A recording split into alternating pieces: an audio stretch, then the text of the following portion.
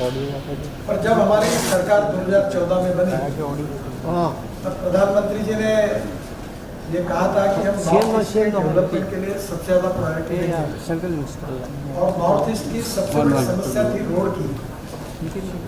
Road, जलमार्ग, airports, waterways, roadways और aviation सभी इसमें हम काफ़ी एक नया प्लान तैयार करके नॉर्थ ईस्ट को डेवलप करेंगे और इसी बात को लेकर हमने रोड इसमें क्या किया उसका लेखा जोखा मैं आपको दूंगा।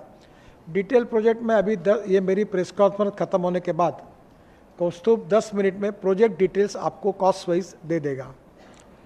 देखिए, टोटल आसाम में अभी तक हमने ऑनगोइंग प्रोजेक्ट जो है कंप्लीट प्रोजेक्ट किए हैं वो 1113 किलोमीटर प्रोजेक्ट हमने पूरे किए जिसकी कीमत है 6000 करोड़। ऑनगोइंग प्रोजेक्ट 632 किलोमीटर के चल रहे हैं जिसकी कीमत है 20,000 करोड़। और आज मैंने जो कल परसों आसाम के बारे में डिक्लेयर किए हैं वो है 44,000 करोड़ के 1020 किलोमीटर के प्रोजेक्ट। तो टोटल आसाम में हम लोग 70,000 करोड़ रुपए के रोड बना रहे हैं और वो 2024 तक ये पूरे हो जाएंगे। मेघालय में हम जो अभी तक हमने काम पूरा किया है 350 किलोमीटर के 2480 किलोमीटर के प्रोजेक्ट जो 350 किलोमीटर है।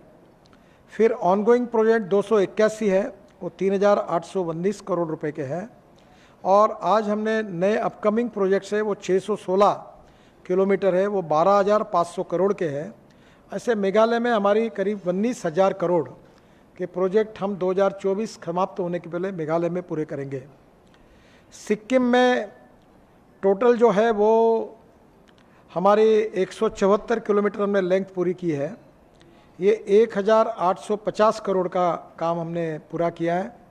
बाद में 163 किलोमीटर 4217 करोड़ का काम ऑनगोइंग है और 61 किलोमीटर का 4000 करोड़ के नए प्रोजेक्ट हमने घोषित किए हैं इसी मीटिंग में। तो ये टोटल 24 तक 10,067 करोड़ रुपए के काम करेंगे।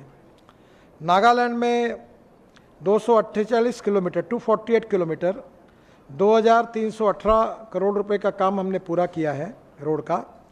580 किलोमीटर 5000 करोड़ का काम ऑनगोइंग है और 344 किलोमीटर के 3235 किलोमीटर के नए प्रोजेक्ट मैंने जाहिर कर दिए हैं। तो टोटल 10,519 करोड़ के रोड प्रोजेक्ट नागालैंड में बनेंगे। अरुणाचल प्रदेश में 2,900 किलोमीटर के अरुणाचल में हमने कंप्लीट की हुई लेंथ है 1,126 किलोमीटर जिसकी कीमत है 10,374 करोड़ रुपए। जो प्रोजेक्ट्स ऑनगोइंग है वो ऑनगोइंग प्रोजेक्ट है 969 किलोमीटर जिसकी कीमत 14,000 करोड़ रुपए है। और आज मैंने अरुणाचल के लिए जाहिर किए 3,000 किलोमीटर की लेंथ के 44,000 करोड़ रुपए के प्रोजेक्ट आज जाहिर किए हैं। मणिपुर में 655 किलोमीटर मणिपुर में 217 किलोमीटर की लेंथ हमने 1,330 करोड़ की पूरी की है। बाद में 766 किलोमीटर 11,798 करोड़ रुपए के प्रोजेक्ट ऑनगोइंग है। और मणिपुर के लिए आज मैंने घोषणा की है 655 किलोमीटर 15,500 करोड़ रुपए की। मिज़ोरम में हमने अभी तक 711 किलोमीटर 7,150 करोड़ की हमने काम पूरे किए हैं।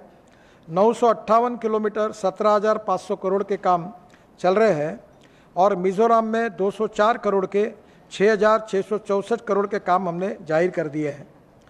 त्रिपुरा में 578 त्रिपुरा में 212 किलोमीटर की रोड लेंथ हमने पूरी की है जिसकी कीमत 2100 करोड़ रुपए है।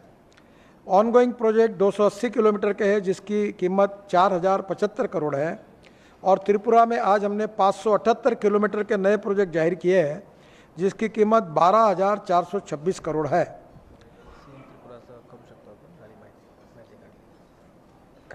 हाँ, अभी टोटल जो हुई है नॉर्थ ईस्ट में ये टोटल प्रोजेक्ट कंप्लीट प्रोजेक्ट है 4,151 करोड़ के किलोमीटर के 33,490 करोड़ के प्रोजेक्ट हमने पूरे किए हैं।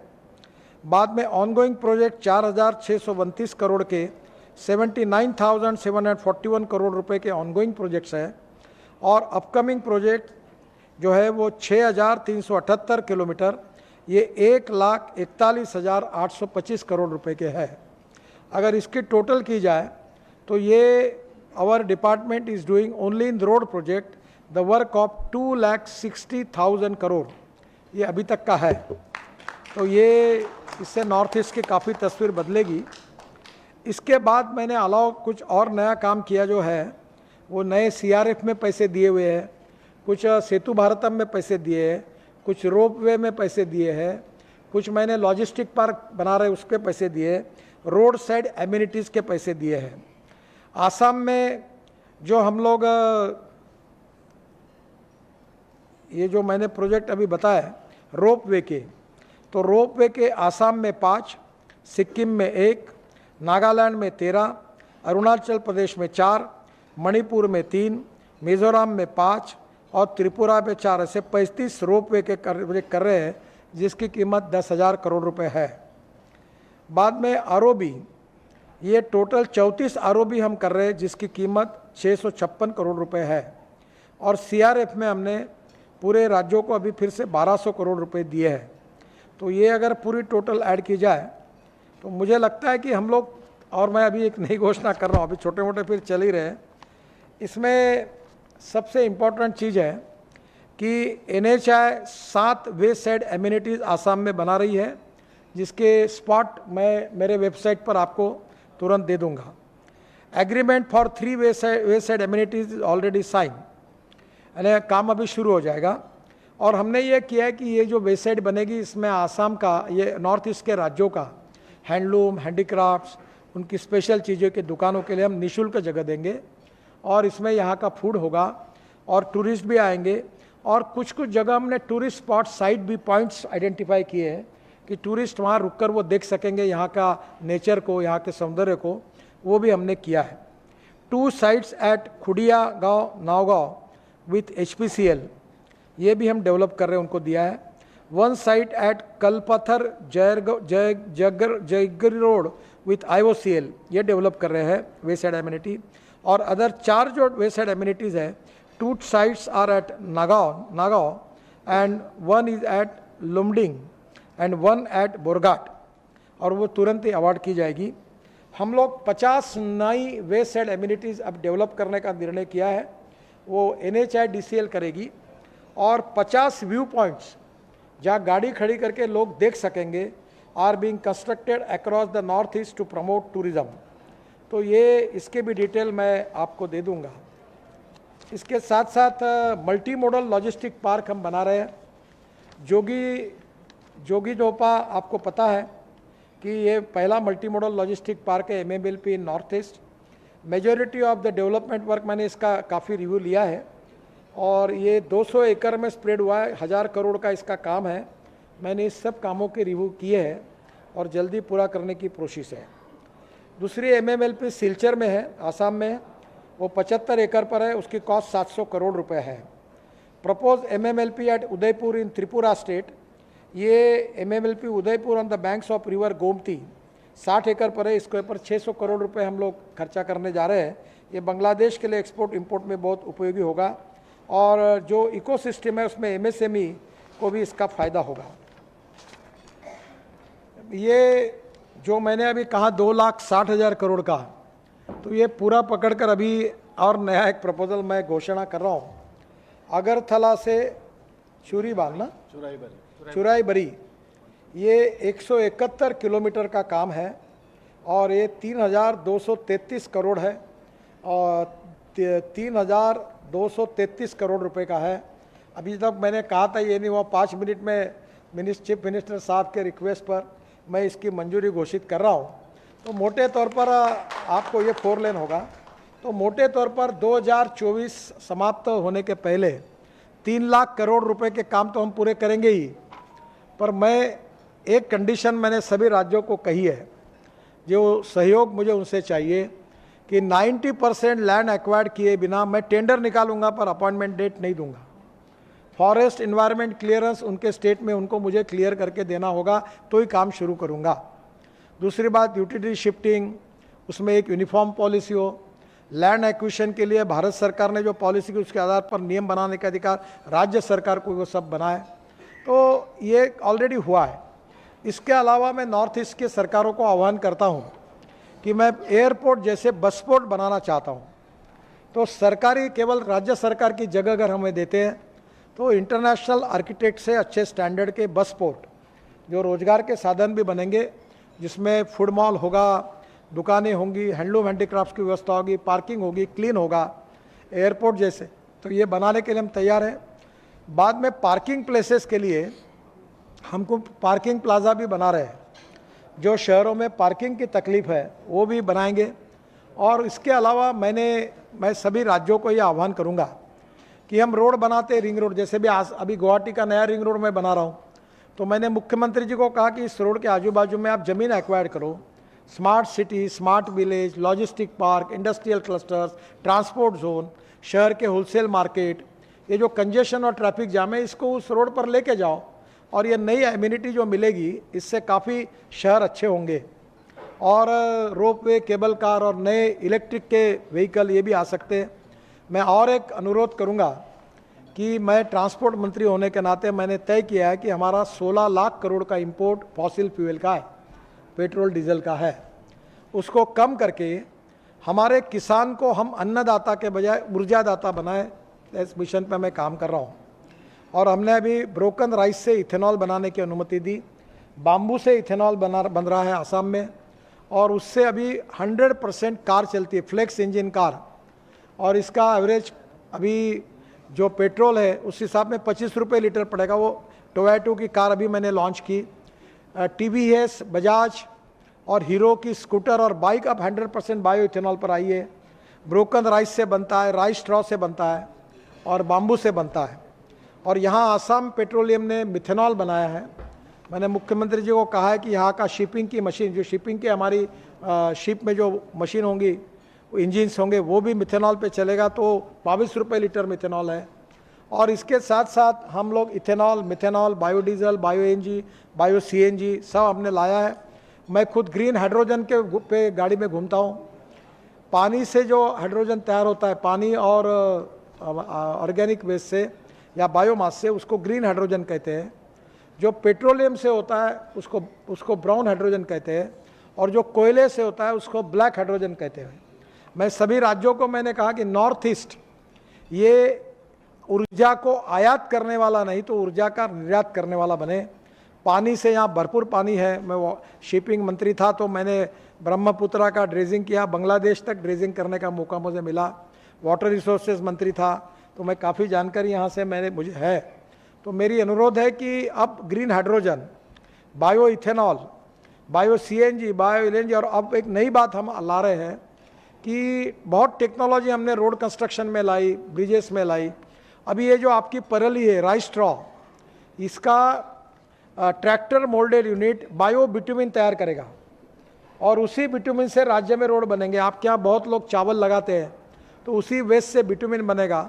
बाद में मैंने आज एक प्रेजेंटेशन बताया, बाम्बू में क्रैश बैरियर बनाए थे। हमारे मुख्यमंत्री को बाम्बू यहाँ होता है और बाम्बू के क्रैश बैरियर बने। दूसरा जो जूट का कारपेट है वो हम बड़े प्रमाण पर, इसमें जो हमारी यहाँ काफ़ी जगह लैंडस्लाइड्स होती है उसके लिए उसको यूज़ करने की टेक्नोलॉजी हमने लाई, सॉइल स्टेबलाइज करने की टेक्नोलॉजी लाई, enforcement technology, white topping technology लाई, 10% प्लास्टिक और रबर बिटुमेन में डालने की टेक्नोलॉजी लाई। तो हम लोग ropeway, cable car, funicular railway में नई नई टेक्नोलॉजी लेकर आए और नॉर्थ ईस्ट का चौफेर विकास हो, यही हमारे सरकार की प्रायोरिटी है।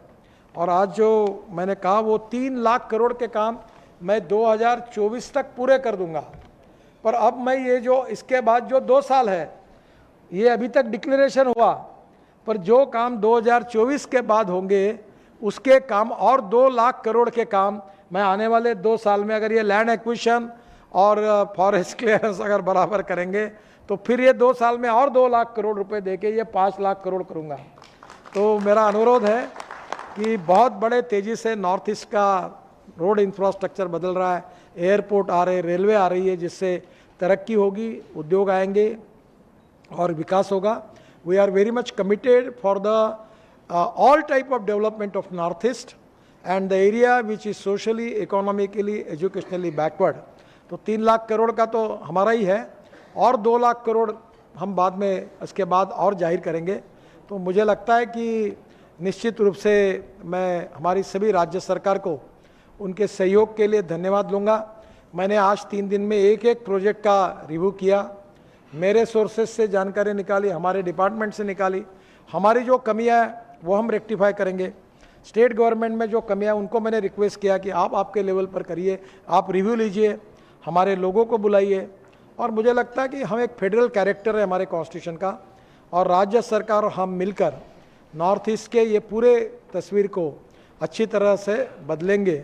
मैं राज्य सरकार के सभी मुख्यमंत्री जी को और उनके प्रशासन को उनके सहयोग के लिए धन्यवाद देता हूं। और मैंने जितने बातें कही है वो 10 मिनट के अंदर वेबसाइट पर डाल दूंगा और project wise detail, cost wise detail आपको मिल जाएगा। नहीं तो ऐसा है कि करोड़ों में मैं बात कर रहा हूँ तो आपके मन में ये नहीं आना चाहिए कि मंत्री आए फोकनाड़ मार के चले गए, तो ऐसा होगा नहीं। मैं जो जो बोलूँगा वो 100% करूँगा और जो करूँगा वही बोलूँगा और जो नहीं करना है वो भी पब्लिक ले बोल दूँगा, वो छुपाऊँगा नहीं। तो मैं उस बात में बड़ा ट्रांसपेरेंट और साफ हूँ, तो उसकी पूरी डिटेल आपको दूंगा। इसमें और ropeway, cable car, bus port और प्रोजेक्ट्स है, जहाँ जहाँ सहयोग लगेगा हमारे तरफ से हम करेंगे और वेबसाइट पर इसके डिटेल्स आपको तुरंत मिल जाएंगे। अभी आपको कोई सवाल पूछना है तो पूछ लीजिए।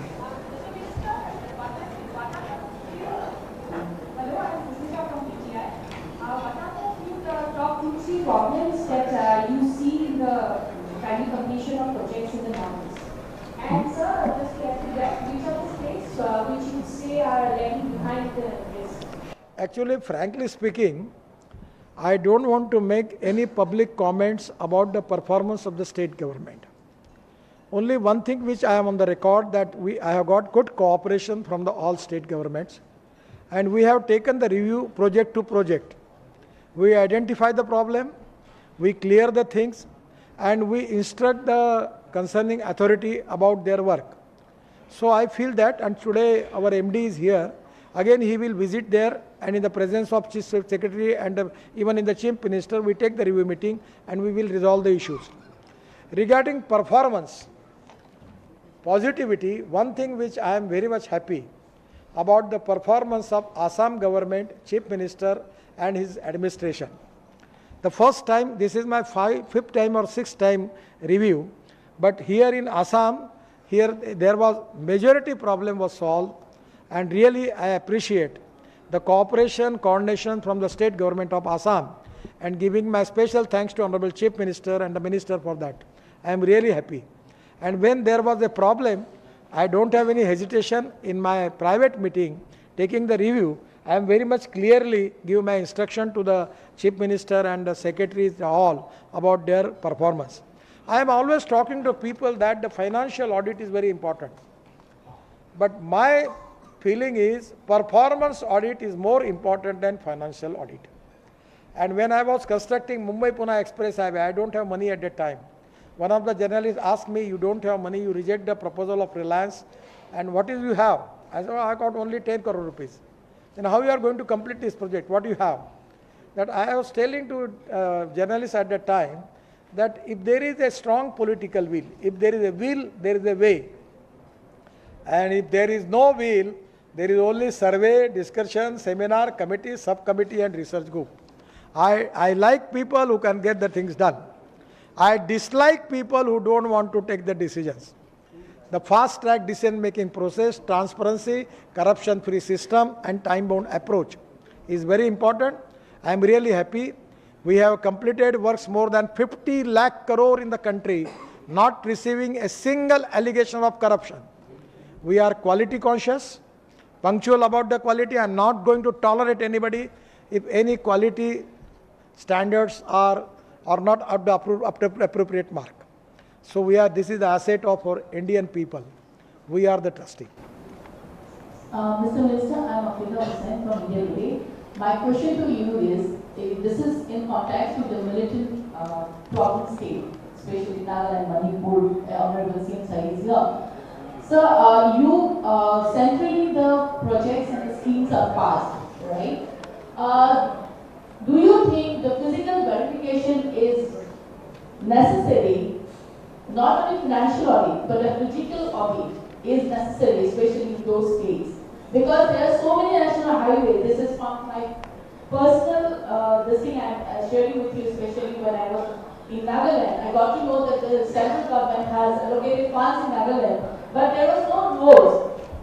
So, do you think the physical verification is necessary? Actually, I am only responsible for road construction. The other issue is not related with my ministry. The appropriate minister will clarify the things. Regarding the road in Nagaland, Manipur, Assam, everywhere, I have taken review of every project to project. I have discussed all type of problem with the state administration. And today I am very much positive about it that with the cooperation of the state government, we will resolve the issues.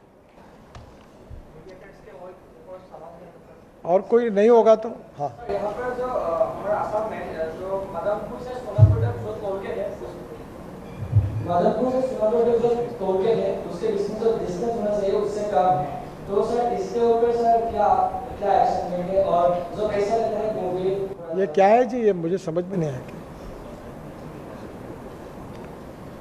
ये क्या पूछ रही है So he's saying that this distance which is required from one toll gate to other does not actually ये जो qualification चाहिए toll gate दिखाने का 60 वो नहीं किलोमीटर है। वाली बात है कि डिस्टेंस शायद कम है।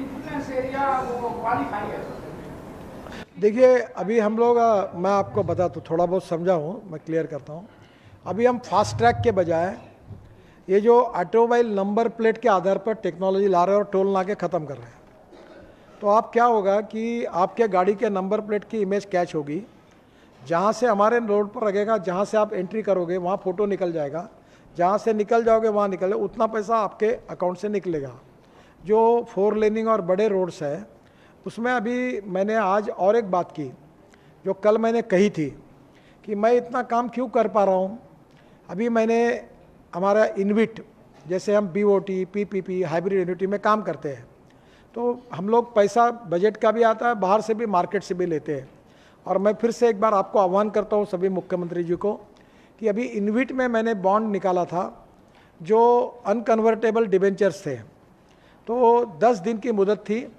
मुंबई स्टॉक एक्सचेंज में हमने बॉन्ड निकाला था NHI का और उसमें 25% हमने रखा था छोटे लोगों के लिए जो कर्मचारी है सफाई कामगार है कांस्टेबल है वो हमारे यहाँ अगर बॉन्ड लेते 10,000 रुपये तक भी तो हम उनको 8.02% रिटर्न देते हैं ईयरली यानी बैंक में ब्याज मिलता है 4.5% हम देते हैं 8.2%।